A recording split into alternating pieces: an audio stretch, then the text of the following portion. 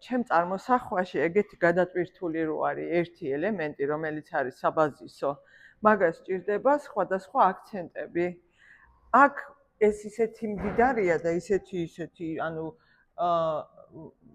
saturated, გაჯერებული დეკორია, რომ აქ ხეს არ გაუშვებდი, მაგრამ დავამატებდი ფერებს, აი ამ ნახატის ფერებში და ორი ვითომ ერთნაირი ფილაა, მაგრამ ერთმანეთს ავსებს და აი ამ სამ დეკორს გაუშვებდი. ერთიანი ქვის სტრუქტურა, ანუ გრანიტის ან მარმარილოს, მეორე არის ბეტონის სტრუქტურა და სტრუქტურულად ერთმანეთს გვანან და მესამე არის სადა სტრუქტურა, საერთოდ სადა.